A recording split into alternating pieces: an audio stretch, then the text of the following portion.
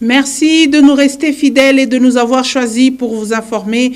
Bienvenue, mesdames et messieurs, à cette nouvelle session de nos informations qui retient à la une la signature de cet accord bilatéral de coopération bilatérale entre la République démocratique du Congo et la Turquie. Cette signature a eu lieu dimanche à Kinshasa en présence des deux chefs d'État. Nous allons rester toujours dans la capitale Kinshasa, où une grande partie de la commune de Mongafula est attaquée par l'érosion. La situation s'empire avec la saison de pluie dans ce coin du pays. Quelques avenues sont coupées en deux et des maisons s'écroulent lors des fortes pluies. Une fois de plus, bienvenue, mesdames et messieurs, à cette édition du journal. Je le disais tantôt au sommaire, le président turc était en mission officielle à Kinshasa à l'occasion de cette visite de Recep Tayyip Erdogan.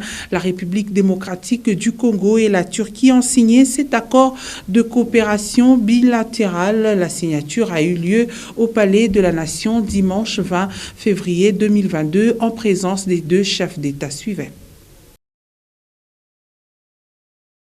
Entre Kinshasa et Ankara, c'est la vieille amitié qui reprend vie avec vigueur. 4 mois après la tenue du sommet Turquie-Afrique, la République démocratique du Congo a déroulé le tapis rouge au président de la République de Turquie, Recep Tayyip Erdogan, au Palais de la Nation. Au bout du tapis, c'est son homologue Félix Antoine Tshisekedi Tshilombo qui le reçoit et le conduit devant les troupes pour les honneurs militaires. À l'occasion de votre visite officielle en République démocratique du Congo, je vous invite à passer les troupes en revue.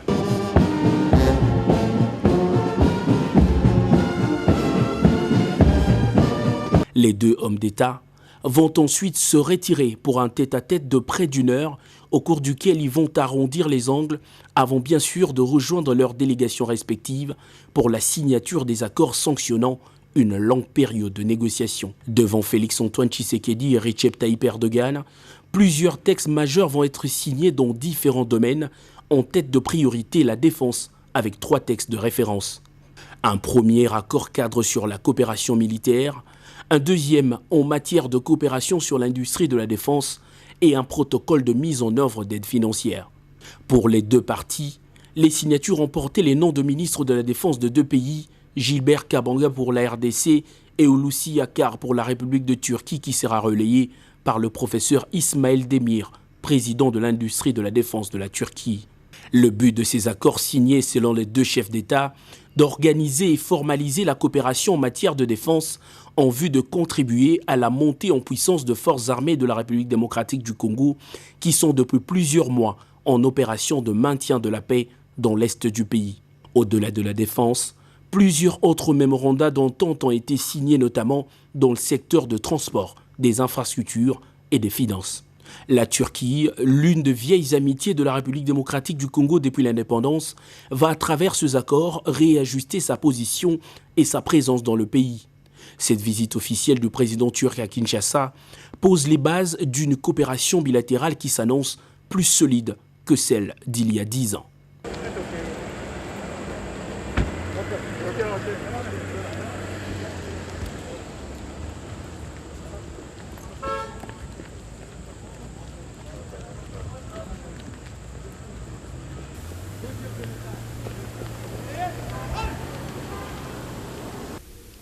Et le président turc a quitté la capitale RD congolaise ce lundi 21 février 2022. Il a été personnellement accompagné jusqu'au tarmac de l'aéroport international de Ndjili par le président RD congolais Félix-Antoine Tshisekedi Tshilombo. Retenez que cette visite a permis aux deux chefs d'État de renforcer la coopération bilatérale entre la République démocratique du Congo et la Turquie.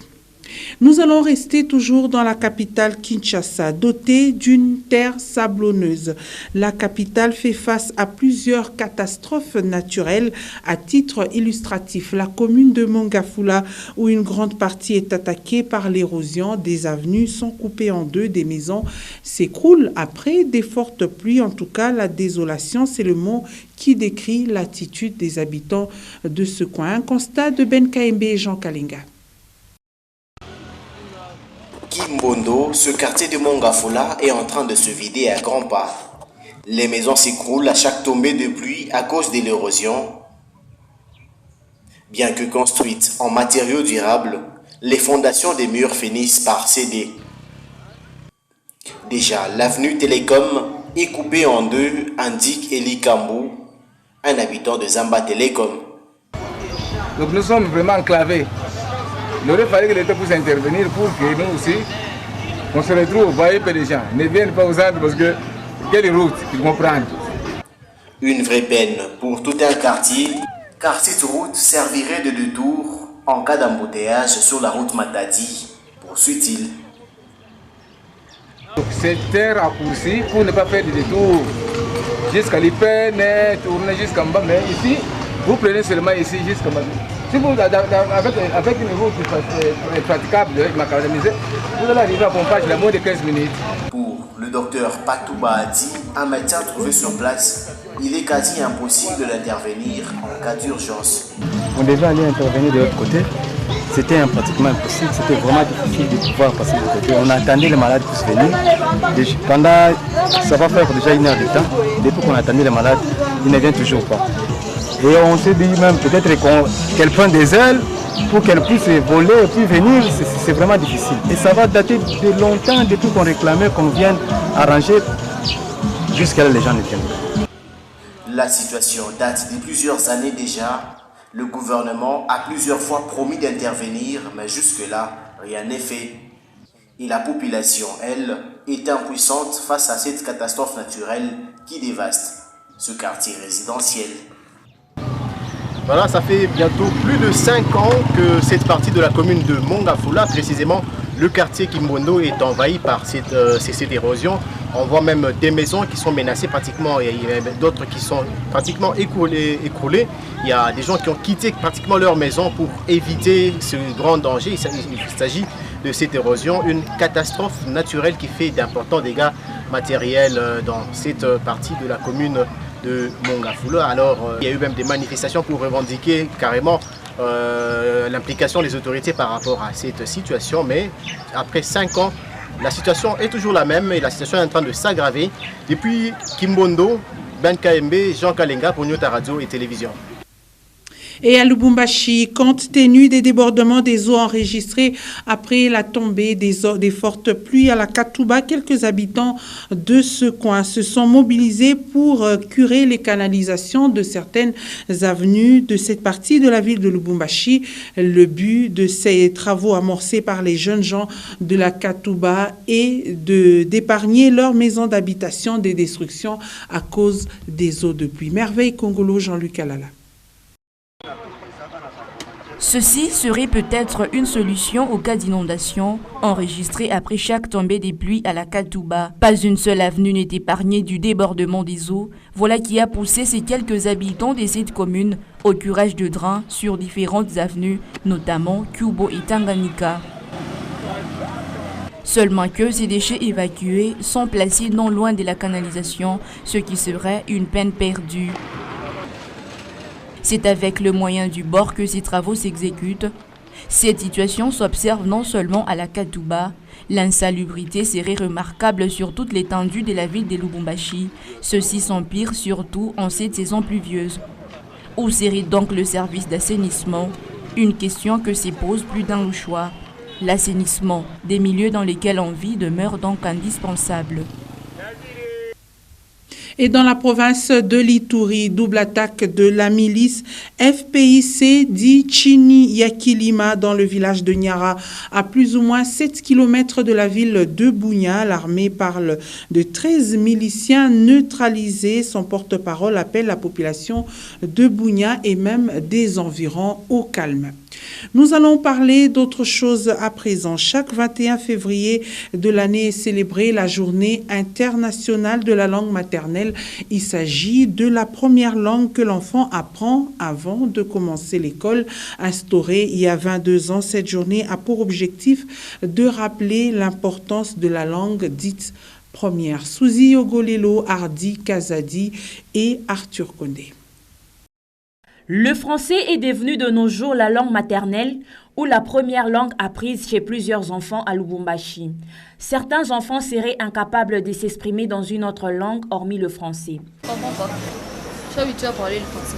À cet effet, les langues nationales congolaises sont de plus en plus négligées, surtout pour les parents qui disent vivre la bourgeoisie. D'autres parents, par contre, estiment qu'apprendre aux enfants toutes les langues, surtout celles locales, leur serait bénéfique à l'avenir. C'est le cas de Pierre Chibamba.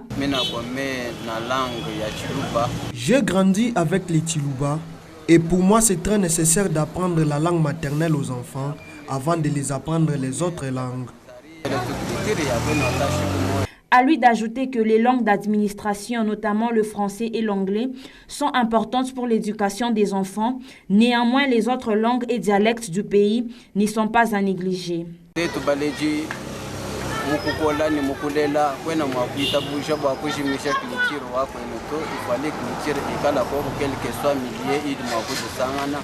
La journée internationale de la langue maternelle, célébrée à l'échelle mondiale chaque 21 février de l'année, constitue un rappel de l'importance des premiers apprentissages en langue pour la réussite scolaire. En République démocratique du Congo, c'est plus les centres urbains qui inculquent le français comme langue maternelle, ce qui n'est pas le cas de ceux ruraux qui n'ont pour première langue que le dialecte de leur contrée. Et puisque nous parlons culture ethnique, après 3 ans passés à la tête de l'association Bumvwano Bwabatabwa, Raphaël Mututa Mistala a été reconduit pour un nouveau mandat afin de parachever la noble mission lui confiée par la grande communauté Bumvwano Bwabatabwa. C'était au cours d'une réunion des sages et sectionnaires de cette association socio-culturelle, nous disent Lumière Moussaou et Séverin Katambwa. Étant un pion irremplaçable jusqu'ici, Raphaël Mututa a une fois de plus gagné la confiance des sages et sectionnaires des différentes communes de l'association Bumvwano Bwabatabwa. Ce samedi 19 février, après débat et délibération, il a été reconduit pour un mandat de 3 ans à la tête de cette association socioculturelle. C'est le président du comité des sages, Jérôme Katato, qui a lu le procès verbal. Procès verbal de la réunion du 19 février 2022. Le mandat du comité directeur national de l'association socio-culturelle Bumvwano Bwabatabwa étant arrivé à sa fin et conformément à l'article 17 des statuts, le comité des sages a réuni la base constituée des membres de comités sectionnaires ce samedi 19 février 2022. Après débat et délibération, il a été décidé ce qui suit. 1. La reconduction du comité directeur national sortant, présidé par M. Mututa Mistala Raphaël, pour un nouveau mandat de 3 ans afin de parachever la noble mission lui confiée par la grande communauté de Bumvwano Bwabatabwa. 2. L'installation de ce comité devra intervenir dans un bref délai. Fait à Lubumbashi le 19 février 2022. Pour le comité des sages, le secrétaire Kakonge Kiato Odilon, le président Katato Jérôme, votre serviteur. Parachever la mission lui confiée par les membres de Bumvwano Bwabatabwa, voilà ce qu'attend le comité de cette association qui vient encore une fois de plus de lui témoigner son soutien. Et en politique, après l'atelier de réflexion sur l'avenir et le devenir de l'UNAFEC, l'Union nationale des fédéralistes du Congo, le comité national est revenu à la base samedi dernier pour la restitution des résolutions ainsi que les décisions prises lors de cet atelier. Il faut dire que plusieurs militants de ce parti politique cher à feu le patriarche Antoine Gabriel Kyungwa-Kumwanza ont envahi les rues de la commune Kenya pour s'enquérir des nouvelles directives. Reportage de Merveille Congolo, Daniel Faraï et Michel Oulila. Ils sont venus si nombreux, ces militants de l'Union nationale des fédéralistes du Congo, pour entendre de près les décisions prises lors de l'atelier des réflexions sur l'avenir et les devenirs de leur parti politique. Comme le veut la tradition, le comité national de ce parti politique est revenu sur les résolutions ainsi que les grandes décisions prises. Et c'est d'une manière détaillée que l'honorable Juvenal Kitungwa, vice-premier président national, s'est adressé aux siens.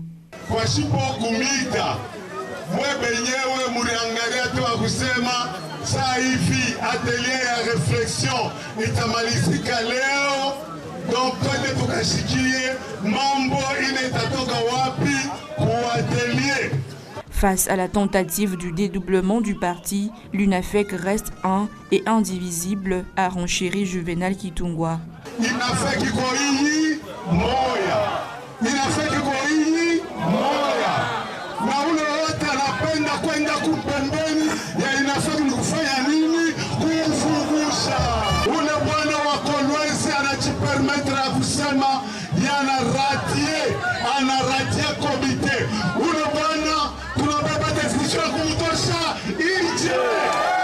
À lui d'ajouter que l'honorable Jean Longangue demeure à la tête du parti jusqu'en 2023. Comme président, premier vice-président, alors nini président. Na président atabakia pale mpaka pale manda ya ule itafanya nini itaisha. Ni kusema president wetu Lungange atabakia president jusque pour convention nous 2023 au mois de juin. Quant au président Lungange, il invite les membres radiés du parti de revenir à la raison. Mais natafuta kuelezea bale bote bale tunataya hapa. Unaona kama mkubwa yako anapatia watoto hata baba yako te batupa. Aute batupa pas. C'est pourquoi malgré ma décision tunakamata mimi niko naita bale watoto yangu asema ukuye.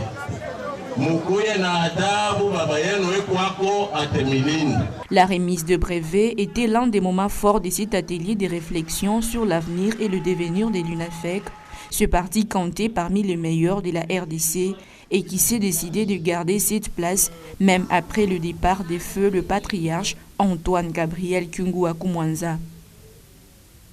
Et Ensemble pour la République a désormais des nouveaux bureaux pour son président national. La cérémonie d'inauguration a eu lieu dimanche 20 février 2022. C'était en présence de plusieurs hauts cadres et membres du parti, ainsi que de plusieurs invités venus de toutes les provinces de la République démocratique du Congo et de la diaspora. Regardez.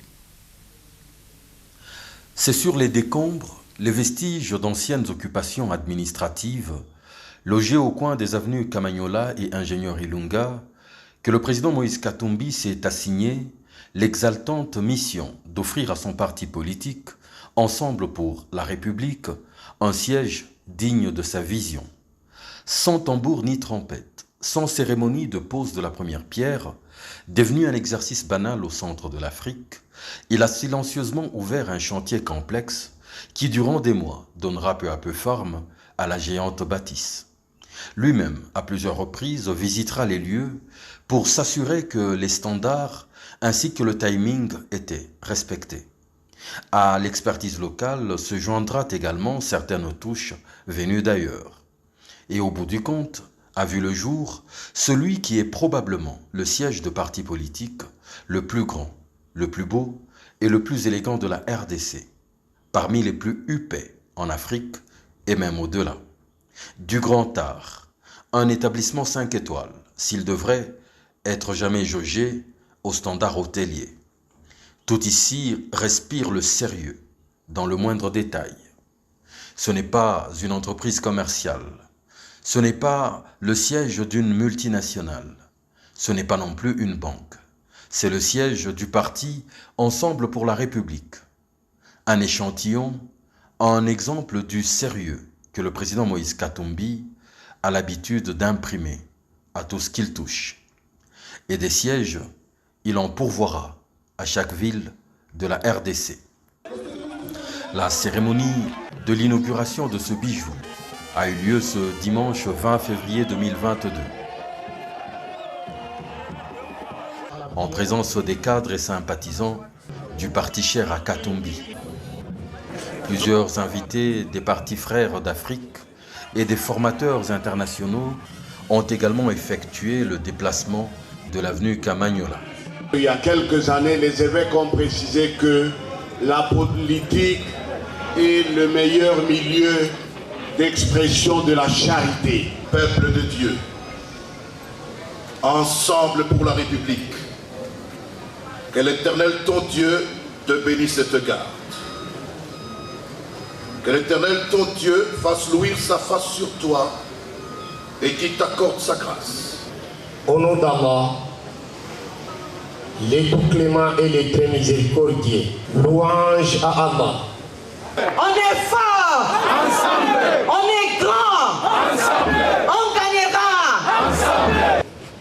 J'exprime ma reconnaissance au président national du parti, l'honorable Moïse Katumbi Chapwe, pour l'immense responsabilité qu'il m'a confiée et pour son soutien sans faille aux préoccupations de ces partis, dont l'ouvrage qui nous rassemble aujourd'hui en est l'illustration. Après la coupure du ruban symbolique, le président Moïse Katumbi conduira ses hôtes à la découverte de ses nouveaux bureaux. Bon, c'est le sentiment de grande responsabilité. Non, vous savez, les bureaux, ça ne vaut rien sans travail. Et donc, en fait, là, c'est le président Moïse qui nous demande de travailler. En nous offrant ces cadres, c'est pour nous dire qu'on doit travailler encore plus et davantage. Mais merci beaucoup au président parce qu'il nous donne les cadres favorables pour ce travail-là. Sans ces cadres, ça aurait été difficile. C'est vrai qu'on l'a déjà fait avant, mais avec ce cadre, ça va nous permettre encore d'être plus inspirés dans la sérénité et pour le bien du peuple congolais. C'est ça qui nous intéresse. Donc ça, c'est le bureau d'ensemble de Lubumbashi. Et d'ailleurs, nous avons vocation à avoir de telles représentations dans toutes les provinces. Bon, c'est vrai que pas nécessairement à l'image de ça, mais en miniature, on est appelé à avoir des représentations comme ça dans tous les pays. Dans au moins chaque chef-lieu de province, de 26 provinces. Je me fais une idée par rapport à ce que je viens de voir là. Qu'un parti se dote d'un siège de cette importance, je vois la dimension, la grandeur, témoigne la solidité du projet. C'est-à-dire, on s'est dit qu'il y a des projections sérieuses par rapport à ce que ce parti, Ensemble pour la République, entend faire dans notre pays. C'est gigantesque. Et c'est à l'image du projet. C'est à l'image de la vision de Moïse Katumbi Chapwe. L'unique impression qui se dégage de cette inauguration, de cette bâtisse énorme. C'est énorme et très fonctionnel. Très fonctionnel. Je me dis, si les bonnes choses partent de leur dimension, petit et puis grand, on assiste ici à une image qui est celle d'un homme concentré dans ce qu'il fait, et ce qu'il fait est bien fait. Alors on peut espérer que cet homme-là puisse passer de la dimension de bureau à la dimension du Congo tout entier, faire du Congo ce qu'il doit être. C'est avec ça que nous voulons jouer avec Moïse Katumbi. Son parti, le parti qui rassemble députés et sénateurs, ne peut que se réjouir de ce qu'il voit ici, parce que c'est prometteur pour l'avenir. C'est un sentiment de joie. En même temps, ces installations traduisent la volonté du président Moïse Katumbi à pouvoir investir dans la politique pour le bien-être de la population. Pour nous, c'est une réussite, d'autant plus que c'est la première en République démocratique du Congo. Depuis l'époque coloniale, c'est la première fois qu'on voit un parti digne de son nom. Des grandes émotions, parce que d'émotion, de grande joie, j'ai visité ce bâtiment à 3 reprises comme chantier. En tout cas, poussant du sol, je ne pouvais pas m'imaginer à ce stade aujourd'hui. C'est pour moi l'occasion d'aller de féliciter le président pour son engagement, son dévouement, son esprit managérial qui fait en sorte qu'aujourd'hui, notre parti doit être respecté à la hauteur de ces infrastructures. Nous pouvons dire que nous ne sommes pas comme les autres, bien sûr. Donc, le sentiment de joie est aussi beaucoup plus impressionné par ce grand bureau qui n'a jamais existé partout au Congo. Peut-être s'il faut aussi circuler partout en Afrique, on peut en trouver peut-être, je doute, par le grand bureau de ANC en Afrique du Sud. Peut-être ça peut être le deuxième bureau qui est beau et impressionné. Je crois que nous devons féliciter le président Moïse Katumbi parce qu'il vient de nous prouver que lui ne voit que la grandeur.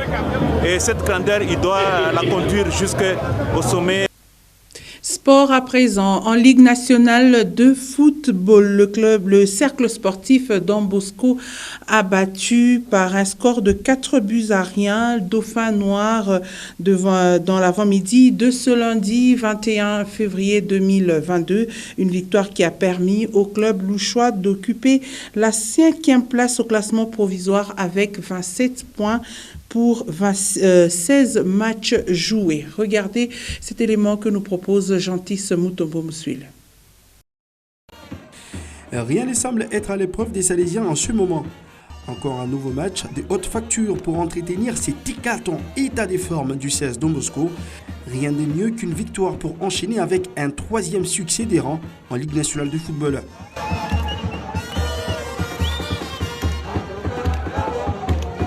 Fili Traoré à la 14e minute débute le récital sur un service de Pelé Manzanza. Avant la pause, le Malien récidive et donne aux hommes de champion Katumbi un avantage confortable de 2-0.